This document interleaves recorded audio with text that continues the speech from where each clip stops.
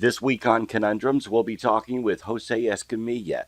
He's the producer of multiple UFO documentaries, including a new production that's coming out this spring called The Battle of Los Angeles. We'll have a sneak peek and never before seen scenes from that movie. It should be out in May. Be sure to like us on Facebook, bookmark our website, and join us each week for a new program on Conundrums. Jose Escamilla is up next.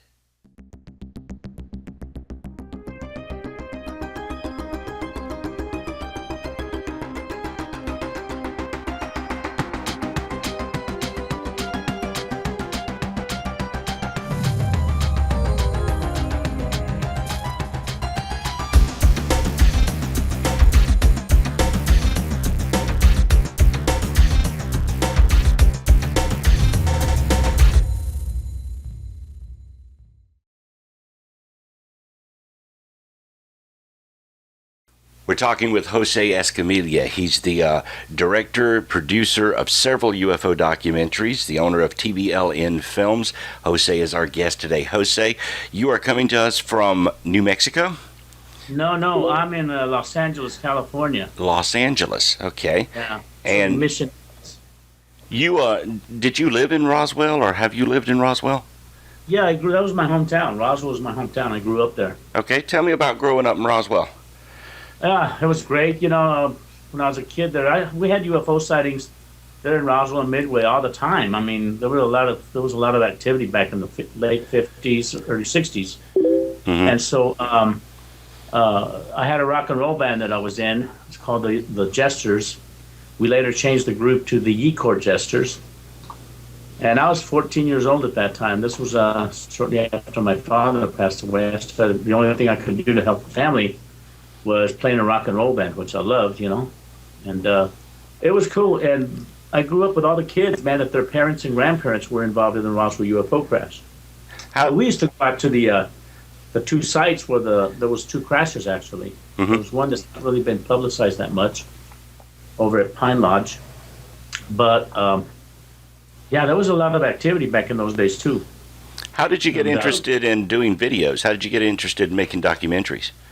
Well, my dad was, when I was a real young kid, when I was like 5 and 6, up until I was about 12 or 13, my dad and my mom, we have a ranch out there at Midway, which is 9 miles south of Roswell, mm-hmm. and we used to have an outdoor movie theater, okay. An outdoor walk-in theater where, all the ranchers would come in and they'd sit on these benches.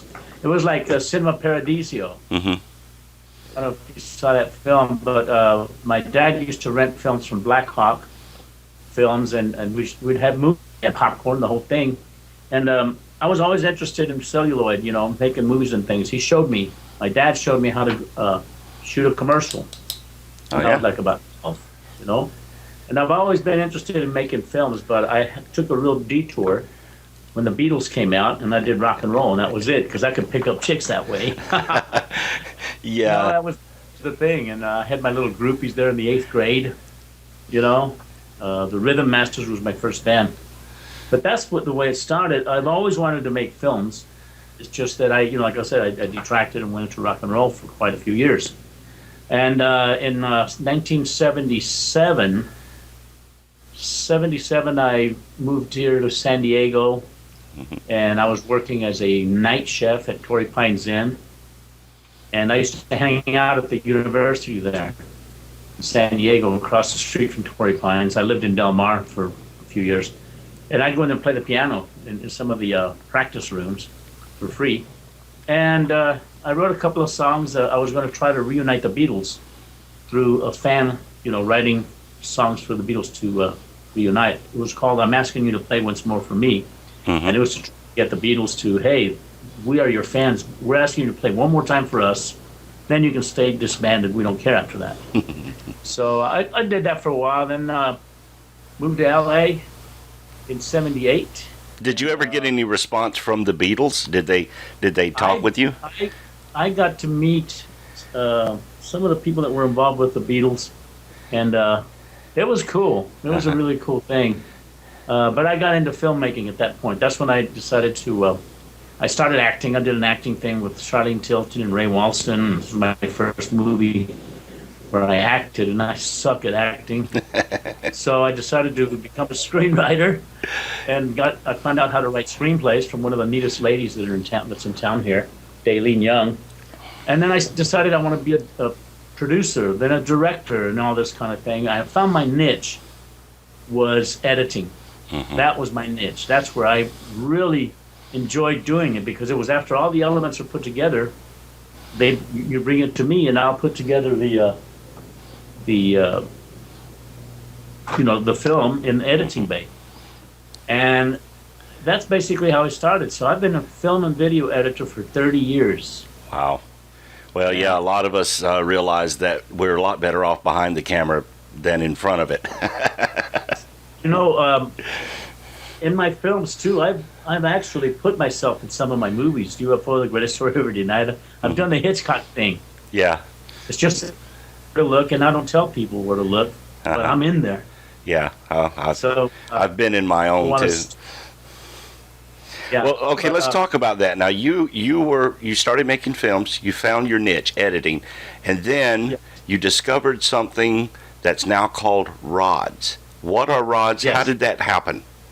That's what started for me. I've been doing what I've always wanted to do here in LA, editing videos and stuff. But I got my first movie that I was able to do the music score, because I've always wanted to do music scores for films. That was my biggest dream.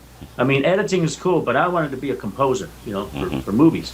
Well, I got my big break back in 1990 doing a movie for Jack Chrysler of the Chrysler family. He and his wife and a few others had a film that they had funded called Wolfridge. Okay. And it starred Wes Studi. And this, who Wes Studi is? He's the guy that played Geronimo. And this is before he had done Dances with Wolves, and he did Last of the Mohicans. And this was his first independent film that he was being involved with, and before he did Geronimo. So I finally got to the point where I'm scoring a film and editing it, and here it is where it's on a Monday morning, and I'm wide awake at 6 in the morning doing notes, because we were going to do layback that morning at a studio called Wood Holly. Layback is we'd have already done all the elements for the music and soundtracks and everything else, and it was taken to Glen Studios where they were doing the final mix. Then we were going to take it to Wood Holly and add the final fully edited soundtrack, perfectly mixed, surround stereo and all that, lay it back to picture. All right, and our session was at 7 a.m. that morning, but we never made it. You know why? Why? Because Northridge earthquake hit. Ooh. The Northridge earthquake, which was one of the worst experiences I've ever had. That's a game changer. That totally changed the whole deal. We had a movie premiere in Santa Fe, New Mexico that following Thursday, right, of that week. And we were on a time crunch trying to get this film done. And all the labs were down and everything else. So we wind up getting to Santa Fe finally, to make a long story short. We had the movie premiere, West Studios there, and everyone else. And I said, you know what? I am pretty shell-shocked from this Northridge earthquake. I have lost all my editing equipment. So my brother and I decided to stay in Roswell and visit with my mom and my sister. I hadn't seen them in a few years. So we went to Roswell. And I decided to stay there 2 or 3 months until I regrouped and got more equipment together, insurance, all that kind of stuff. So here I am, a couple of months later. It's March 5th, and I'm sitting there at this editing bay in this computer, and I'm making a TV commercial for one of the local UFO museums. I created a trailer where a UFO flies all right through downtown, comes all the way to the entrance of where the air base used to be. This is where the UFO Enigma Museum is, and it crashes right into the side of the wall, and that's the motif of the building outside. So this is March 5th on a Saturday, 1994, and my brother and sister called me. They're at Midway, I'm in Roswell. They said, Jose, bring the video camera. There's UFOs out here. So I drive down there. I took my time. I thought they were trying to just get me over to go over there, and Mom wants me to go eat or something, Because I'm, when I'm in focus on a computer and I'm doing editing, and that's all I do. You'll never break me away from there. Nothing will take me away. So I get there, and I'm expecting to see big UFOs and John Williams music and all that. That's not the way they appear, man. I got there with a camera, and my sister, I said, "Where's these UFOs?" She goes, straight up. And sure enough, at 12 o'clock high, there was an object that was kind of dome shaped. It was just hovering there. And I go, oh man, that's a weather balloon. First instinct, right? Well, she got all angry at me. She says, no, look at it. So I looked at it, and I wasn't filming at that time. And I go, this object was hovering like this, and then it goes boom, boom, boom. That's what it was. And I go, that's not a weather balloon. Right. Clear, broad daylight, it was around 2 in the afternoon. So I started filming at that point. My brother set the camera for me. He says, Jose, let's set up the highest shutter setting so there's no blurring and everything. So I filmed 60 minutes of UFO activity right over Midway, New Mexico. Wow. And I didn't know how to film UFOs. I mean, come on, you're not prepared for that kind of thing. So what this object did was amazing. It just hovered there. So I only captured 16 minutes. And when the battery ran down on the camcorder, I rushed back to Roswell, put in the VHS in the deck, and I started looking at it frame by frame. Well, what happens within that 16 minutes, there's a lot of UFO activity that is in the fields for the video. All right? And they're going so fast that they're in the fields of video. So what happens is, I'm looking at like 20, 30 UFOs that appear in one field of video. Wow. And it's amazing. We captured close to about 25, maybe 30 objects of the shapes of UFOs that have been reported throughout the world over the years. Anyway, that started us filming every day from there on, filming UFOs. The rods did not appear until March 19th. Okay. And at first I thought they were insects. I was looking through the viewfinder. Because my sister said, Jose, the UFOs are back. I'm sorry? That's what generally the skeptics are saying that they are, is that you're just filming insects. Is that, how do you know that you're not filming insects? Well, here's the thing. At first I thought they were insects, something close to the lens and everything else. But see, we were shooting at a high shutter setting of 1/2000 at that time. That was the highest setting. And what that means is when you film anything that's going high velocity, like a baseball, you shoot it at the high shutter setting. When you look at it frame by frame, you're going to see a baseball. Right. Frame by frame. There's no motion blur. No motion blur whatsoever. If you shoot at auto or normal, which is the instinct that everyone films at, anything you throw in is going to be elongated. Okay? And so I have footage, and I've shown it many times, and that's why I created the sky fishing protocol. Don't shoot using the auto normal setting. Use the high shutter setting. That eliminates insects, birds, and anything else. A bird is a bird, insect is an insect, and a rod is a rod when you shoot at the high shutter setting using my sky fishing protocol. Right. Now, what has happened though, Monster Quest did a thing with me in 2007. They came in, they said, we're going to do a thing on the rods and treat you fair. Everybody's saying they're insects. We want to really investigate what you have. I have a ton of evidence, Jay. I mean, I have over 15 years of footage, photographs, and things. And when Monster Quest came in, I thought they were going to do a good job. And they did show everything. They showed the underwater footage of rods. They showed the rod coming out of the ocean. They showed the rods in the shuttle, shuttle footage, zooming into Earth. Huge rods. They showed the tornado footage. But rather than doing the right thing with me, okay, the narrator, and these producers are debunkers. They came in with a concept of nothing but insects. When they showed the underwater footage, they said, this is probably a fish. This is probably a fish. And they showed the rod coming out of the ocean, which is like a mile and a half away from the camera, and it breaks water. And it goes up real fast, but in slow motion, you can see it break water. The narrator said, probably an insect. All right? They didn't delve into it like they should. The shuttle footage, probably debris, and that was the end of that. The tornado footage, probably ball lightning, and that's the way they alluded to it. They promised they would show it, but they underscored it with debunking rather than go in depth with everything. Now, when they did the camera tests, to show that rods are nothing but moths, okay, they lied to the American public, and it really PO'd me, man, because what they did is they didn't consult with me. If I knew they were going to do a camera test like that, I would have said, hey, you're going to do a night shot? That's a bozo no-no. I always told people, don't shoot at night because you're compromising your shutter settings. When you shoot at night, you have to put your camera at the lowest shutter setting, like 150. All right. And what that does, it finally allows a little bit of light, but everything is going to be blurred. No matter what it is, people are going to look like ghosts walking through the scene. Right. That's how bad the quality is. Well, However, the high-speed programs camera, like this, like Monster Quest and others, they pretty much know the ending of the show before they even roll cameras. They've already written the script. They know. they'd never even let me see the script. Otherwise, I would have raised a lot of Cain and Right. made them do it my way.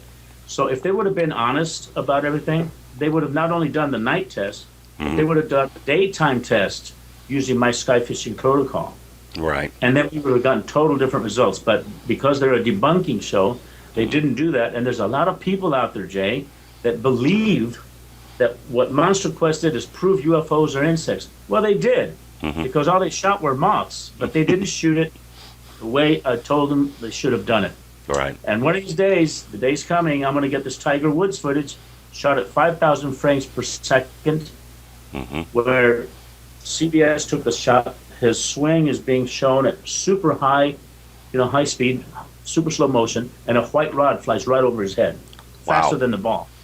Wow. Only thing is, CBS wants to charge me $42,000 for that footage. Yeah. And the rights to use it. Yeah, that's what I'm saying. It's too expensive. But one of these days, mark my words, and when I do show that, I'm going to go back to History Channel Monster Quit. I'm going to say, all right, guys, you go owe me and the public a total apology for lying to us. Right.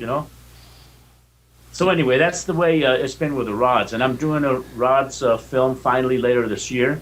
Okay. But what I'm doing right now primarily is the Battle of Los Angeles. And that's basically what's the biggest thing that I'm doing at this moment. We're going to get to the Battle of Los Angeles in just a minute. Now, that's your new film that you're working on now, and it's going to come out in May, right? Yes, but I have some pretty good news. I can't really say too much about it because it's not written in stone. But there may be a chance True TV or Sci-Fi might pick up my film to premiere it. Fantastic. We're in talks, yes. That's great. Yeah. Okay, so after Rods, what film did you produce after that? Well, I've done 3 Rods films. One was Mysterious Objects Among Us. Another one was Rods, the Smoking Gun Evidence. Third one was just simply called Rods.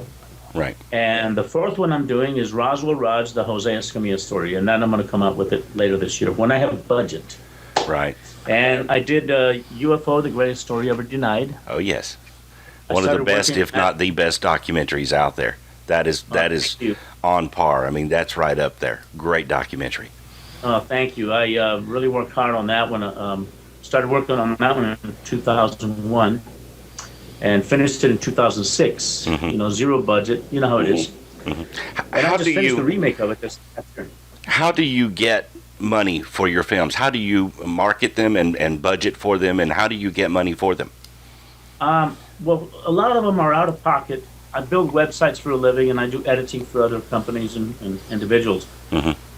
A lot of the ways I've done it is sell movie credits. Okay. Now that is that someone can buy their name in the credits? Yes. They can become an executive producer, a co-producer, or a producer, and they have their movie credits right there. Their name is up there. Associate producer credit, and a ton of special thanks credits. In my first film, in UFO, The Greatest Story Ever Denied, Part 1, I had like tons of people that bought $50 special thank credits. And, anybody can afford $50. So that's the way I've been doing it. It's called guerrilla filmmaking. You just do with what you've got. Right. When I did Moon Rising, I had a legitimate investor that came in, and thank God he showed up, because he got me the computer system that I've always needed to where whatever I do now on this system, it goes right to 35 millimeter film. It'll go right on a theater screen. Wow. Before, I had this super slow G4 that was like 733 megahertz, processing power, which was okay back in the day, but boy, to make movies, you need power. You need a machine that you can deliver. Yeah. And you do all of it yourself. Special effects, editing, shooting, you do it all. You don't have a crew that works with you. No, I can't afford to hire people. I have some special effects guys that I'm negotiating with right now to do some of the effects that I'm doing in After Effects and take them to the next step and make them more realistic by doing, adding their magic to it. And I'm trying to get people to work pro bono with me. Eventually, they'll get paid once I get budget, once I sell this movie. Right. But for the most part, yeah, I do it all. I do everything. And then came Moon Rising. That was another documentary of yours. How did you get involved with that film? Well, when I did the first film, UFO Part 1, I did, I opened with the Battle of Los Angeles because I actually found the footage, the original footage. And that movie was basically about, how the myth was created by our military and the Pentagon, the White House, and all that. And in that film, I had a segment about NASA, the NASA UFOs and the strange anomalies on the moon. Well, when I didn't really pay that much attention about the moon in those days because, I'm like everybody else. I thought that NASA landed there and they were being honest with us. I thought just like everyone else thinks, hey, we went to the moon. Well, when I did the segment on the first film, I start seeing things and I go, holy moly, man, there's something going on here. The next movie I do is going to be totally about the moon because I want to find out more about this. And sure enough, I finally got the film done in 2009, and I dug deep. I looked for all the photographs that had been tampered with. I got Carrie Martinek out of Canada, who's one of the biggest NASA historians and researchers that brought out a lot of stuff I'd never even heard about, And so, it was amazing that all this stuff has been going on with NASA all these years, and they basically lied to us. They lied to us about everything, And when I did Moon Rising, I at first wanted to do a poster for the film. So I got some of these black and white photos, and I took some earth tones and colors and things, and I airbrushed them, using earth tones. And that was cool. But then I found a website that has the full color of the moon, the natural color of the moon, uploaded there. And guess what? It was not a NASA website. It was a U.S. Geological Survey website. Okay, all right. So the true natural color photography of the moon is not on a NASA website. It's at the USGS. Who would have known? Right. And who would have looked there? Yeah. One of the things I found out when doing UFO Parts 1 and 2, Moon Rising, is that the way they do it, the way they keep things from the people, is they say, we've never hidden anything. And they tell the truth. They're not hiding it. They're just not telling you where to look. You understand? Right. So that's the way to do it. They're not lying, and they're not hiding it. They're just not telling you where it is. Yeah, it's kind of like hiding it in plain sight, the Where's Waldo. If you can find it, there it is, but we're not going to tell you where to look. Exactly, and that's where a lot of people don't get it. That it's like, oh, how could NASA hide this? Well, they've never hidden anything. They just never told us where it's at. I just happened to crack the egg a little bit, and I found out USGS. And the reason I got there was because I wanted to get I have a 3D program, and I wanted to make a rotating moon. Right. Okay. I had the map of the moon, and I said, where can I get a full color map of the moon? And this one special effects guy said, well, here's the one we use all the time. It's called Map a Planet. And what that is, it's a USGS website that has maps, image maps, to put around spheres. Right. That's how I came across this website. Had I not been, searching for a way to get a good color shot of the moon or a good moon shot, I would have never found this. Wow, amazing. And those color pictures are amazing. That, we think of the moon as just being gray and just a wasteland of gray dirt. But there's a lot of color on the moon. A lot of amazing. detail. It's like it looks the colors on the moon's surface are just totally, literally out of this world. Now, you also did another film called Interstellar, and this was it's like telescopic shots of outer space, and there is images that appear to be ships out there. Tell me about that film. Yeah, Interstellar was come to my attention in 2007. A guy named John Leonard Walson contacted me and wanted me to produce a film on his stuff, and what he's doing is he said, I developed a apparatus you can put on a Meade telescope that allows you to see these starships. And these starships are orbiting around Earth posing as stars Okay. and parts of constellations. Some of them real close in what we call inner space areas. Some of them are in light years away, and these things are huge. So he sent me the footage, and I was totally blown away. All right. Right. I tried to figure out how he could be faking this stuff, because that's the first instinct. You go, well, okay, there's something to this, right? I couldn't figure it out. So I said, all right, you know what I'm going to do? Let's sign an agreement. I'll produce a film on it, and you just provide me with all your stuff, and I'll get the best shots, and we'll put it together. Did you see the film yourself? Yes, I have. I've seen it. Yeah. Well, I'm coming out with a part 2 addendum to it with more stuff, because at first I said, all right, well, this guy's a mysterious person anyway. He's claiming that the NSA is messing with him, the CIA and the agents are chasing him. It's like a James Bond type thing. Yeah, what's up with that? I don't know. At first I thought it was just being, crazy or a nutcase.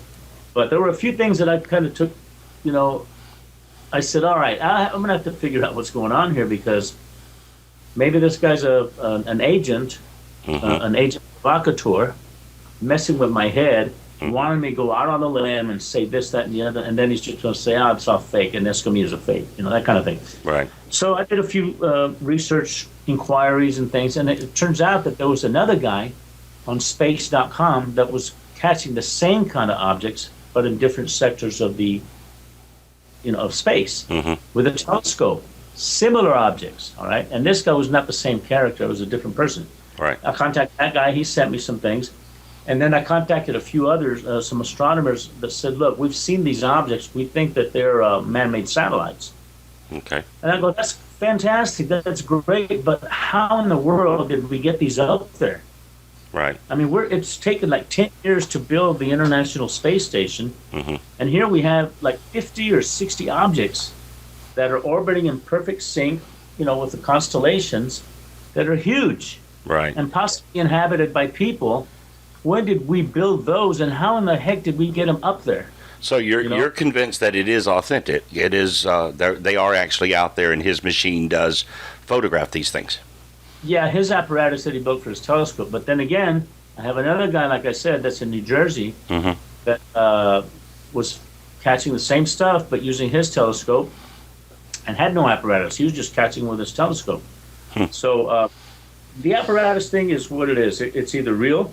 Maybe this guy wants to lead us on that you can't do it with a regular telescope. Just, try to be the only guy. But I have now, since then, over the last 2 years, we have photographs taken by the space station and the shuttle of these same type of objects orbiting Earth. All right? So now comes the question is, okay, we now have proof that some of these objects that Leonard and this other guy are photographing and videotaping are actually real. And they don't appear to be man-made. Don't appear to be man-made. So I'm doing an addendum to Interstellar, and later in the year, I've just committed to do Battle of Los Angeles. Right. But yeah, this is that's a very interesting situation going on with that film. Absolutely. Yeah. So along about this time, you created TBLN Films, or at least I remember finding a website about this time. So I don't know how long you had it, but tell me about TBLN Films.com. Okay. TBLN, the parent company of TBLN Films. TBLN is the Borderlands Network. I've always wanted to have the very first all paranormal network. Started working on that in 2001. And I contacted DirecTV, I contacted Dish Network, and asked them, hey, how much would it cost me to rent my own satellite from you guys, where I can have 24-hour programming, much like CNN, but this is going to be the all paranormal network. We'll have 24-hour news about UFO reports and sightings, and we'll have all the paranormal movies that you will not see on any other network because they don't make it. Right. So the movies that we're going to have, you won't see on Sci-Fi Channel because it's too sophisticated for them. Our channel will have the movies that you want to see, but they're not available anywhere else. How's that going? How's that coming along now? I have great news about that. Okay. And this, I mean, we launched. Well, let me tell you what happened. DirecTV said, "Well, to rent a channel from us is going to cost you $5 million a year." Mm-hmm. Dish Network was practically the same thing, and you have to show us that you have the ability to pay $5 million a year for the next 5 years. Right. So I would have had to show them a bank statement that says, "Hey, I got $25 million that says that I can pay you guys for the next 5 years and put me on the air now. Give me a channel already." Right. But that didn't happen. All right, it cost me $11,500. I hired an attorney in Beverly Hills to put together a private offering Mm-hmm. to sell, shares into TBLN, the Borderlands Network. I sold none. Mm-hmm. Okay.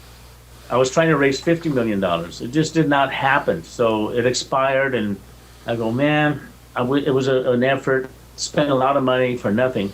But in 2007, we finally launched TBLN online. Right. Okay. I had 280 movies that we put on TBLN.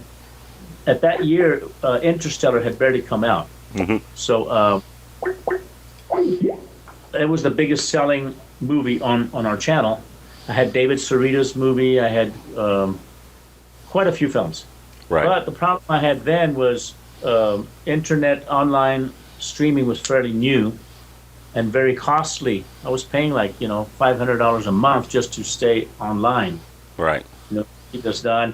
I wanted all my producers to have their own thing. But anyway, make a long story short, TBLN is finally going to be launched using Roku, ROKU.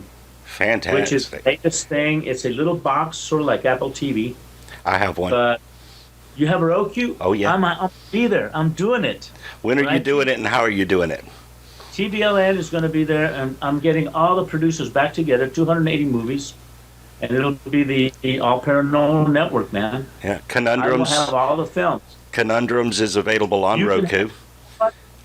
You can be on there, and here's the way it's working. Okay. What we had to do back in 2007 is we had to charge our producers a little fee so that we could stay online, right? But now, this time, you can have 100% return on all your products on your PayPal. We're making our money and making ends meet by building our own subscriber base. Right. So what we're asking you can have your own show there. It's like having your own TV show on this network, on the box. You know what Roku is. And TBLN, it's going to be TBLN Films channel, or the TBLN Network, the All Paranormal Network, whatever. I'm working it out right now with Roku. But what happens is you can be on there and have your own channel. Right. And you're 100% profits, man. We're not taking a dime from you. All we want you to do is sign up with us for a year to provide content. Right. Well, we're on Blip TV, and we're on the Cinemi channel on Roku, and I think we're also in MediaFly. I would probably be very interested in putting Conundrums on that channel as well. Absolutely, and you know what? You can't miss, because Roku has their own. They got like what, 10 million, 12 million people already signed up. Oh yeah. And they carry Netflix, they carry Hulu, they carry Amazon. So you've got all these other things as well as your channels to watch too. And those little channels, there's a lot of interesting things in there. There's some good stuff, And I'll know in about 4 to 6 weeks. I will know if we've been accepted. And absolutely, I would love to have you on there. All right. As a provider. Well, we'll definitely talk about that, because we want to grow Conundrums, and any opportunities to put it on another Roku channel is a great opportunity. Okay, so let's. I'm sorry. Go ahead. No, and we have the niche. I have close to 80,000 subscribers already that are willing to come on and join us. So 4 to 6 weeks, we'll get back together on this. Okay. So go ahead. Fantastic. That I'm really excited about that. Okay, so now Moon Rising has come out, and you actually did 2 of those, didn't you? Moon Rising. I did Moon Rising. I went ahead and put out a film called Moon Views, which was all the airbrushing that I did on like 247 photos. Man, it took a long time, but had I known that I had full color photography of the new moon as it really is, I wouldn't have airbrushed all those photos, Right. But this was before I did find out about the USGS website. And then I did another film called Luna. Yeah, tell me about Luna. Luna features a lot of the full color photography that I wasn't able to put in Moon Rising. Mm-hmm. See, when I did Moon Rising, I had a premiere coming up, and I was at crunch time, and I didn't have time to really go through all the photos that I had downloaded from the USGS website. And thank God I downloaded close to 600 to 800 photos, full high res, because now when you go to the USGS website and you try to download full color photography and zoom in, Right. like I did, the contrast is off, man. They've messed with it. All right. You can't get full color, real good color. It's all blasted, man. It's pixelated. It's really messed up. But Luna is about the full color photography, and there's some real incredible stuff in there. It's like I said, it's footage I wasn't able to put in Moon Rising, and it rocks. Now, was Luna your last film before the Battle of Los Angeles? Yes, Luna was the last one. I was starting to work on UFO: The Greatest Story of the Denied Part 3, called The Human Record. And I started doing that last year, which is going to be the final trilogy of the films. But I found out last year that Sony was coming out with a movie called Battle: Los Angeles, $100 million film. And Asylum Films is coming out with a B picture called Battle of Los Angeles, which is a ripoff of Battle: Los Angeles. Right. Yeah. But they weren't doing the film about the Battle of Los Angeles. So I said, you know what? I've been harping that I'm going to do this film since 2003, whatever, 2001. Screw it, man. I'm going to do the Battle of Los Angeles documentary. It needs to be done just to set the record straight so it doesn't become another sci-fi under-the-rug thing, all right? Yeah. Because of these big films. So that's why I started doing the Battle of Los Angeles, and I'm telling the story as it really happened, Did on you, the record. now that we're on Battle of Los Angeles, I've seen some of the footage, and we're going to show some of that. Did you hire actors to reenact the battle? Well, here's what it is. Everyone's always wondered, well, what is it all about? What is the battle about? It's not just about, that LA Times photo that shows the searchlights and it was shot at and that's where it ended. There's a whole backstory. There's a whole story about it. I mean, you have to imagine, this was right after Pearl Harbor. It was like 12 days, wasn't it? 12 days after? No, 11 weeks after 11 Pearl weeks, Harbor. okay. Radar was a newest technology, and here we get an invader that comes in. Invaders, there were like 200 UFOs that followed this big mothership. All right? And it was the first time that we fired upon an object we could not bring down. And that next morning, all the newspapers were on it. I mean, here are the LA Times photographs, this UFO. They can't bring it down. It lasts 3 hours. This whole event lasted 3 hours. They interviewed everybody. Thousands of interviews, man. All the newspapers were there. Here the Pentagon and the White House and the Navy are saying, it was nothing but war nerves. It was a weather balloon. That was the first time, by the way, that the weather balloon excuse was used. Right. Weather balloon in 48 was 5 years later. This is, 5 years later. This is the first time they used the weather balloon thing. They also said, it was just a blimp. One of these barrage blimps that we use, to practice on. Come on, man. They shot like 14,000 rounds of 12-pound anti-aircraft shrapnel. Shrapnel tears the heck out of an airplane. Imagine a balloon. Exactly. And they're telling the Army you couldn't bring it down. And this story is probably the first time that they realized that they could just give you an answer and it would go away. And this taught the military something. Hey, we can just give them an answer; it'll go away, and we don't have to deal with it. Yeah, and you know why? Why? They knew that the public at that time was already so shocked. It's like 9/11. 9/11, when that happened, everyone was so shocked for the next 4 or 5 years. Bush was telling them it was, Bin Laden. Oh no, it was Osama. It was Saddam Hussein. It was the French president that did it. I mean, he could tell everybody anything. They believed it. Because they were shell shocked. Well, we had just been shell shocked at that time by Pearl Harbor. That was the most horrific thing that could have ever happened to Americans. And probably people wanted to believe the simplest thing. That way they didn't have to worry. Oh, there was nothing to it.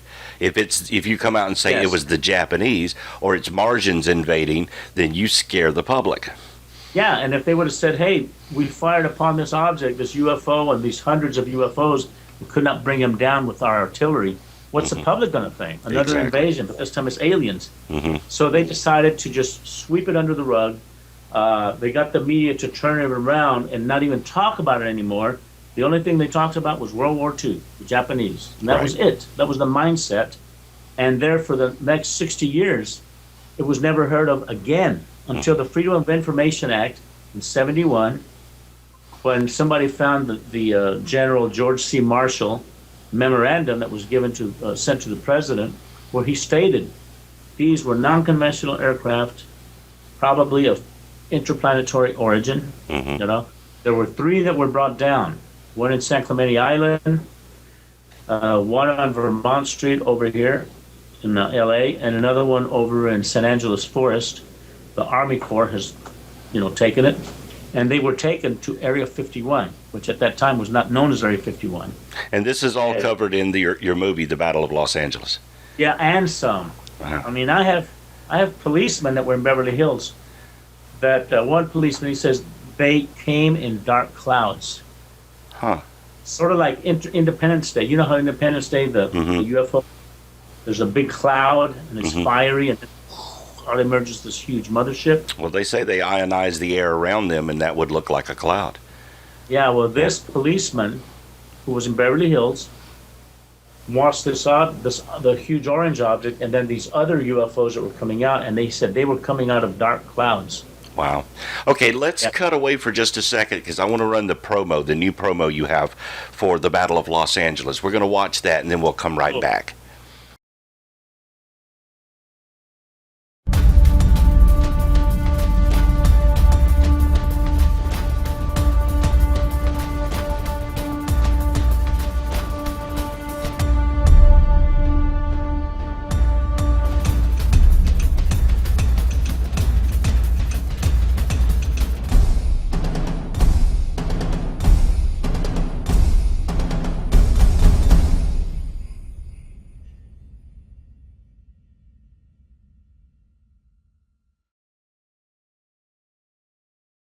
The new promo for the Battle of Los Angeles, a new movie from Jose Escamilla. It's coming out, and you said the release date is going to be now in May. It's not going to be on the anniversary, right?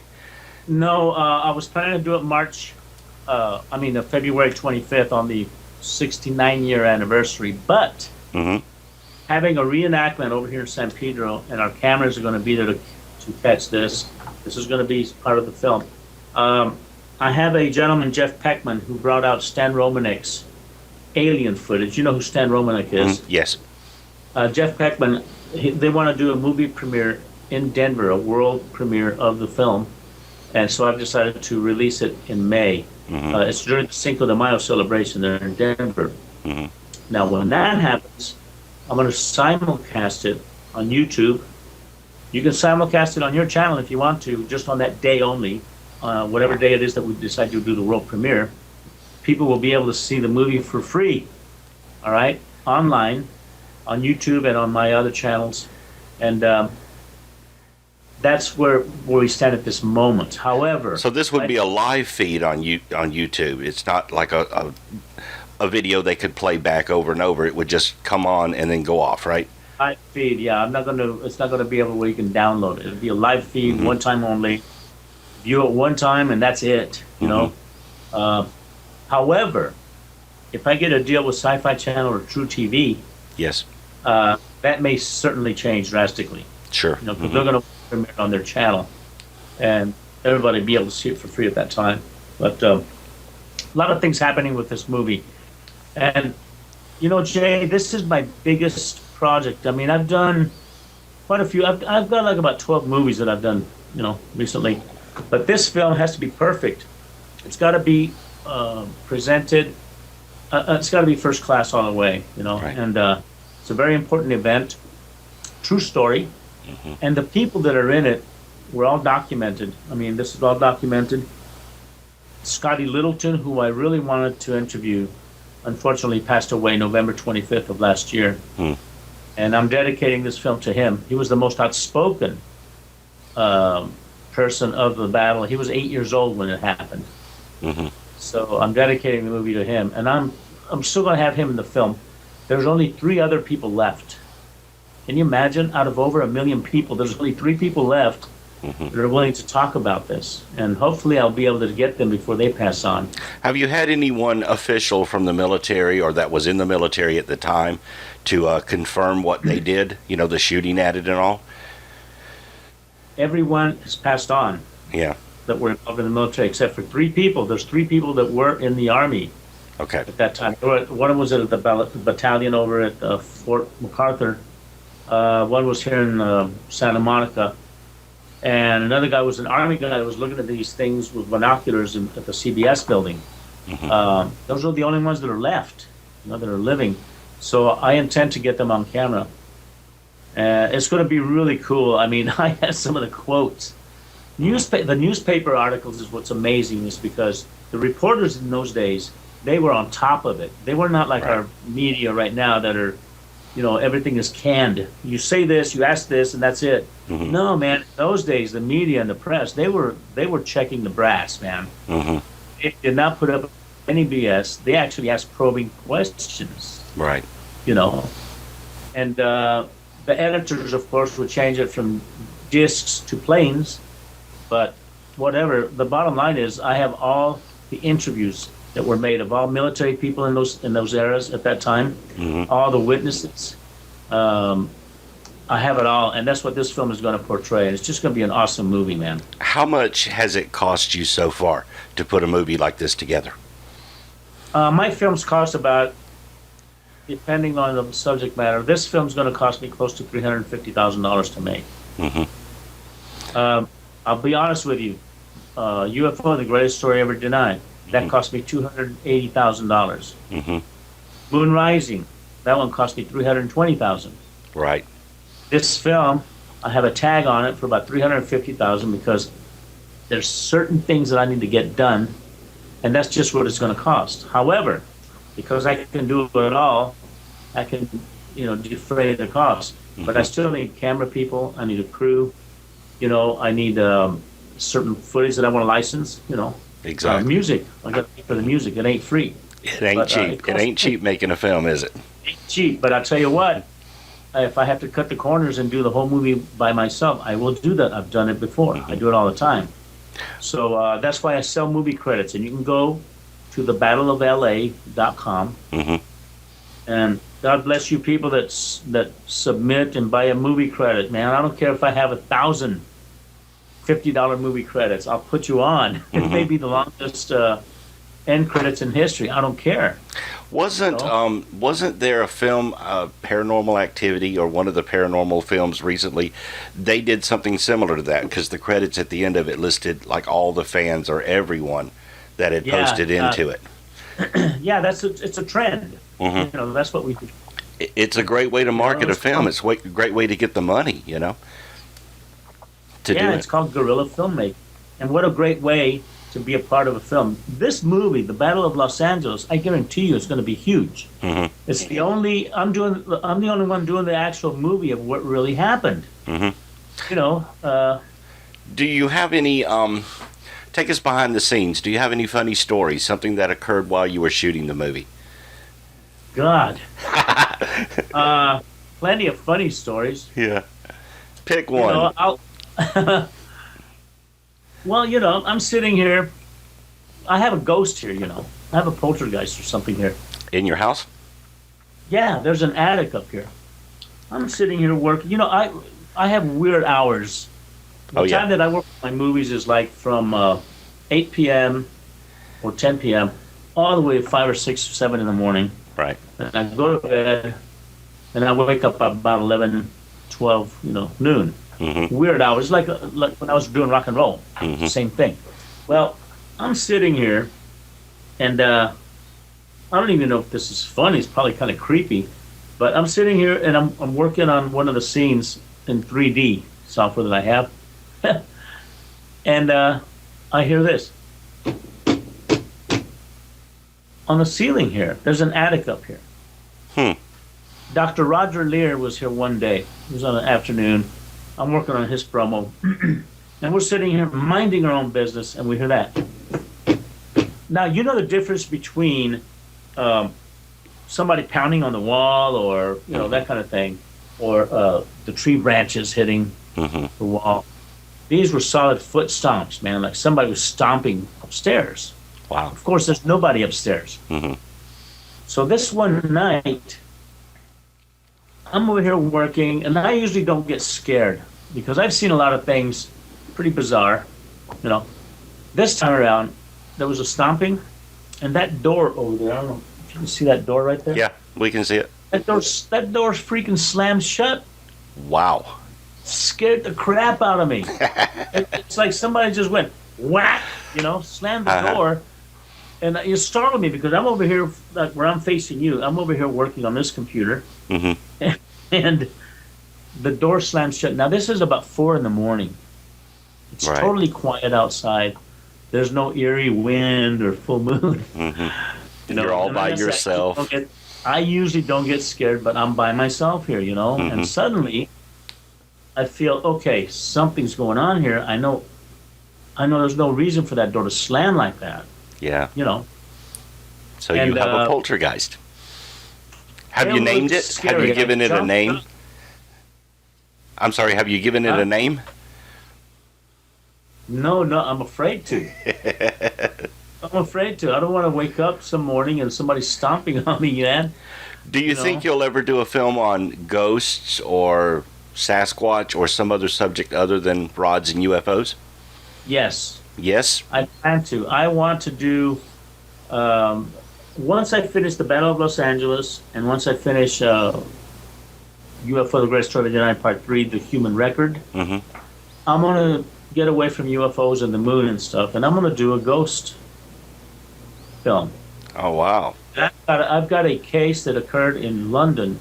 It's one of the most famous things. There was actually scientists that went into this haunted house. It's called the Skulls Project. And the ghosts told them how to photograph them, how to record them on audio. It's an incredible story.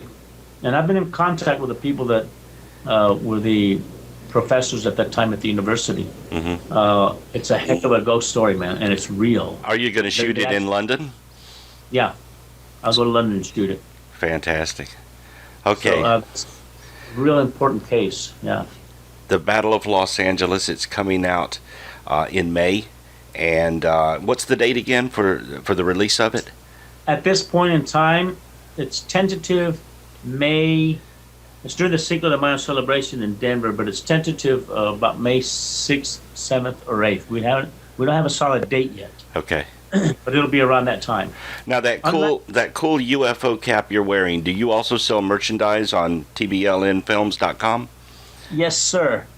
And everyone that buys a movie credit on my film, they get the official The Battle of Los Angeles hat.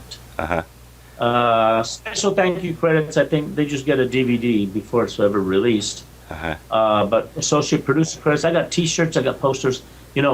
The incentive for me is to give whoever joins my team, whoever joins my family of filmmakers, to do the Battle of Los Angeles or any of my other films, they get the treatment. I mean, I have a movie premiere, I'll fly you there to be there. If you're one of the producers, executive producers, you'll be there. I mean, the red carpet treatment, the whole thing. This is our movie. So right now, I only have 2 movie credits sold for special thanks for the Battle of Los Angeles. I need more people. Well, we'll put the link up there. We'll put the link up. We'll try to get you as many people as possible. Yeah, it'd be great. Now, if someone wants to buy one of your documentaries, where do they go? TBLNFilms.com.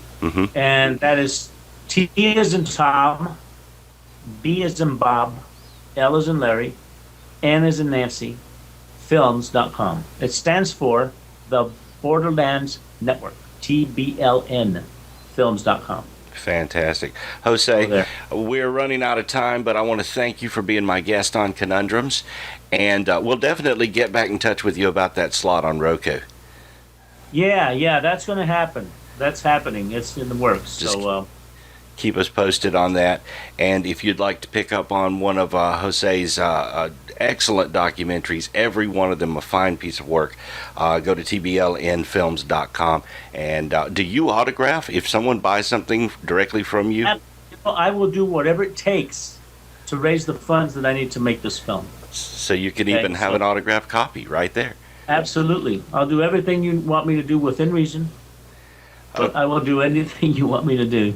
Jose, we're probably going to have you back on after the release of the Battle of Los Angeles, and we'll talk again about more of the things that you've done, but also the premiere and how all that went, because I know I'm looking forward.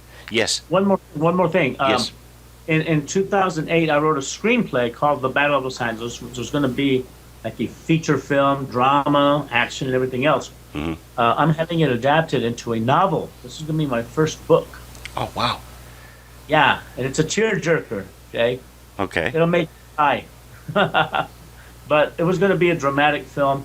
That's not going to happen anymore, but I'm coming out with a novel called The Battle of Los Angeles, or the working title may be What Katie Saw. Katie, Katie, was a lady that the UFO hovered right above her house. Wow. And it's basically based around her, and it's a really neat story. So that's coming up too. One more thing to look forward to.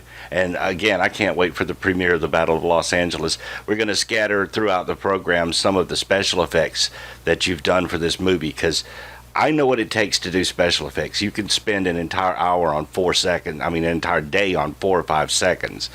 And they are top notch, fantastic special effects for it. Not only that, you're getting good information, you're getting the great story, a true story of what happened back then in Los Angeles. Jose, we're going to see you again, hopefully in a couple of months, okay? You take care. Sooner than that. Let's go, Jay. All right. As soon as I get news, too, I'm going to contact you personally and fill you in on what's happening with next week we're going to find out with Sci-Fi Channel and True TV. So looking forward to it, man. It's going to be good. Okay. Thanks. All right. Conundrums on Facebook. Be sure to join us. Bookmark the website. And also check out TBLNFilms.com. Jose Escamilla. He's got a lot of great things, a lot of great documentaries there, and his new films coming up. We'll see you next time on Conundrums.